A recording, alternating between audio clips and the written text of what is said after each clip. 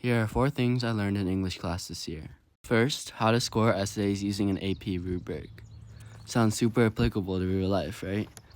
Well, I feel like it was pretty useful to give us some ideas about what we should and should not write if we want to do good on the AP test.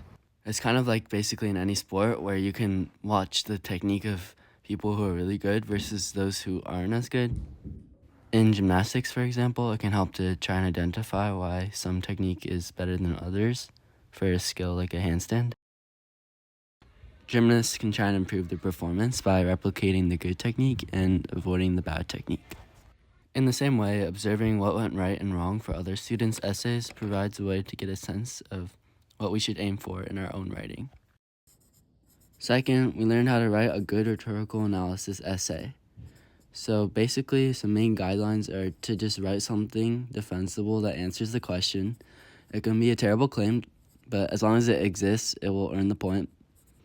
And we probably want to mention verbs or strategies that the author uses rather than devices or nouns.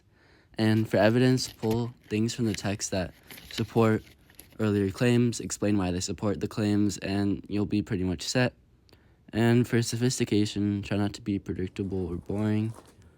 Good luck with sophistication, though, because honestly, all you can do is hope. Because I feel like the point is super subjective and pretty much just up to the mood of the grader and the quality of the essay they read before yours, as well as like personal preference, because the same essay could be the most amazingly complex piece of work to someone while being a bunch of nonsense to another person. So, yeah, not much you can do about that. Thirdly, we learned how to do a space analysis, which is basically supposed to help us gain a more well-rounded understanding of a work of literature, usually nonfiction or argumentative, and it stands for speaker, purpose, audience, context, and exigency.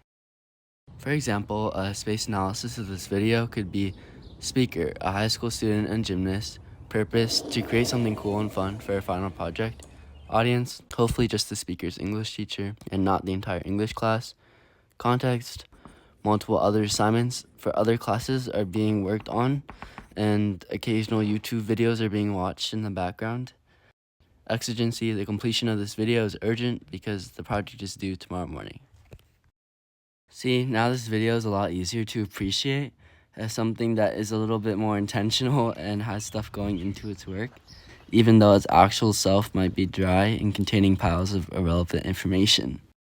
Space analysis can be tedious, but it's definitely a good way to get a sense of important factors surrounding the text that the work itself cannot convey. Lastly, we learned about free will, and we did a small group Socratic seminar on whether we have free will or not. The whole thing made me question my existence, quite literally.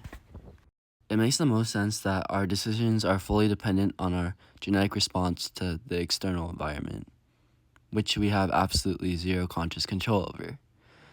However, since we perceive ourselves to have free will, we assume that everyone has free will, which stands at the basis of how we view others and respond to them. Still, is it fair to assign consequences to someone's actions if they do not have actual control over them? Even if we have some sort of free will, how can we ignore the heavy influence of uncontrollable circumstances on people's actions, especially in areas like criminal justice? In a more philosophical sense, if we have no free will, why don't we just give up and let the molecules do what they were going to do anyways? Thinking about our probable lack of free will makes everything seem silly, because you're just a sack of molecules listening to another sack of molecules talk about how they're nothing more than a sack of molecules having some chemical reactions. I probably don't even have free will in making this, so I'm not responsible for any of this video. Unless you found it interesting, then of course I take full personal and individual responsibility for this creation.